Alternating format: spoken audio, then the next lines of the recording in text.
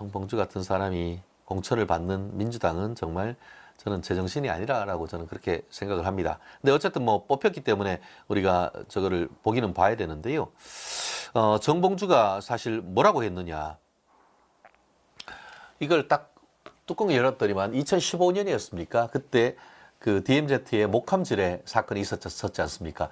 목함지뢰 사건에서 뭐라고 했냐면은 그 정말 자기 아들이라고 했으면 그런 소리를 할 수 있나? 나는 그 사람들의 어떤 기본적인 인권의식이 맨날 인권 하면서 나라를 위해서 DMZ에서 정말 희생 봉사하던 사람이 북한이 그 철책까지 내려와서 몰래 심어둔 목함지뢰를 밟고 다리를 정말 산화하듯 정말 꽃으로 흩어지듯 다리를 잃은 사건이 있었고 그와 같이 그런 그 목함지뢰 사건을 당해서 있는 사람을 구조하기 위해 하는 과정에서 또 다른 부사관이 또 다른 목함지뢰에 피해를 당하면서 두 다리를 잃는 그런 엄청난 비극이 있었지 않습니까?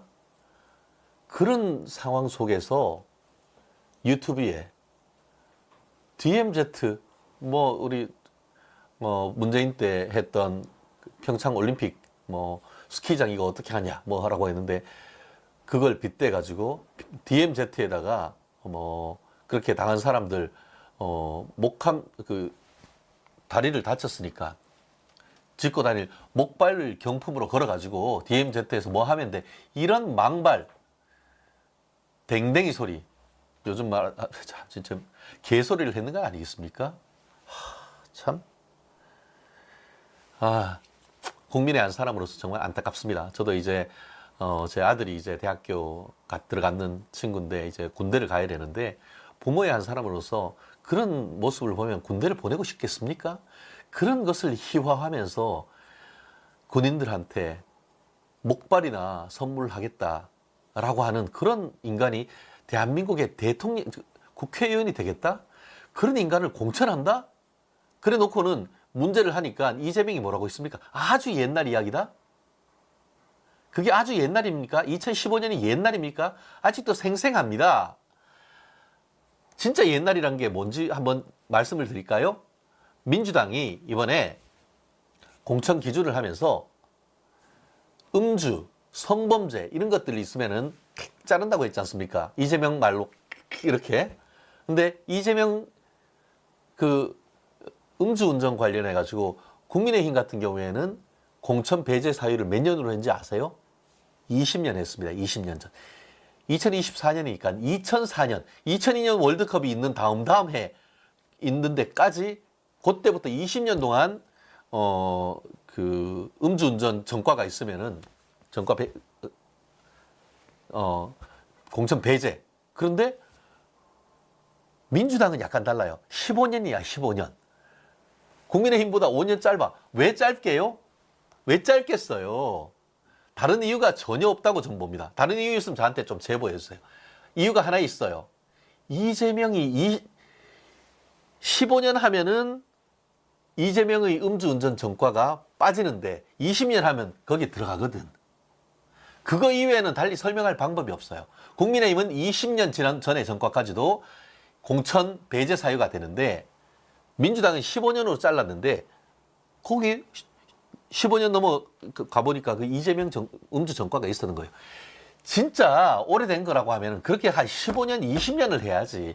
꼴랑 9년 전 일을 오래전이라고 한다고 하면 그걸 누가 믿습니까? 결국은 친명횡재, 비명횡사 그 맥락에서 보면 충분한 건 아니겠습니까? 참.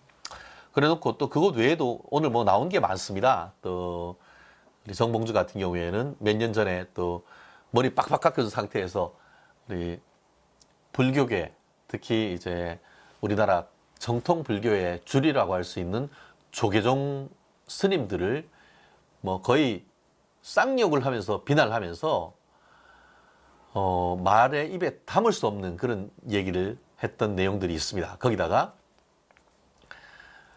금태섭 전 의원 같은 경우에도 이렇게 까발리면서 정봉주가 금태섭에 대해서 내가 자기도 그 옛날에 명예훼손 발언했는 걸로 해서 깜빵 갔다 왔지 않습니까? 한 2년 갔다 왔나요? 제 횟수는 정확하게 기억이 안 나는데 거기서 나오면서 내가 깜빵에 있는 조폭들 내가 쉽게 말하면 다 알아. 건달들 다 아는데 라고 하면서 금태섭 의원을 협박했다는 것 아닙니까?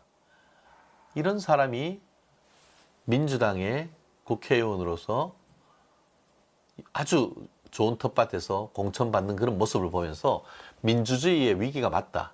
지금 이게 문제가 되니까 이제 드디어 뭐 민주당에서는 이제 사안 조사에 들어갔다라고 하는데 단순히 이게 어떤 의미가 있냐면은 아까 얘기한 것처럼 처음에 들어가서 목함질의 사건이 있었고 그 사건에 대해서 자기는 어제 페이스북에 뭐라고 했냐면은 내가 그 사건에 대해서 국민들에게 사과한다. 그리고 실제 그 일이 벌어지고 사건 관계자들한테 미안하다. 사과를 직접 했다라고 글을 썼습니다. 그런데 이거는 어떻게 보면은 제가 법조인으로서만 얘기할 수 있는 건데 이건 단순 명예훼손이 문제가 아니고 이봉주는 지금 예비 후보입니다. 그렇기 때문에 당선 목적으로 허위사실을 유포를 했다고 하면은 공선법상 허위사실 유포죄로 기소가 될 수가 있습니다.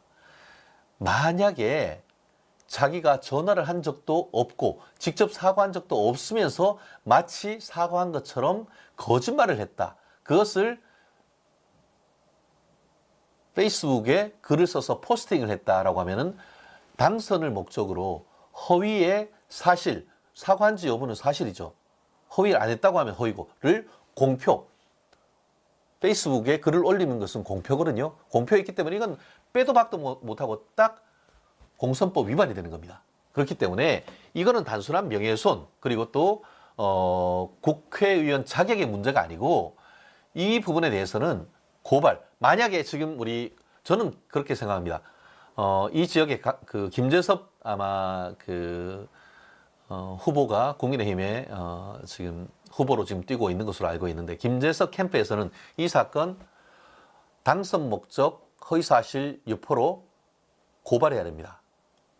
그렇게 되면은 이 사건에서 설령 그대로 공천이 돼서 만에 하나 정봉주가 당선이 된다 하더라도 이 정도의 중요한 사건이다라고 할 경우에는 별 떨어지는 겁니다.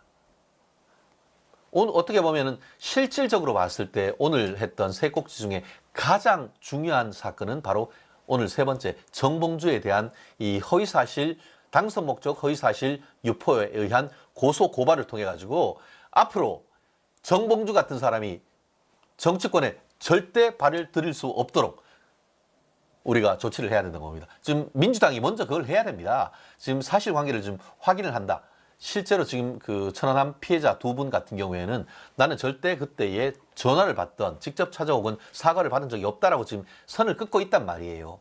사실관계를 지금 확인해 봐야 되지만 피해자들이 억하심정이 있어서 거짓말 하겠습니까?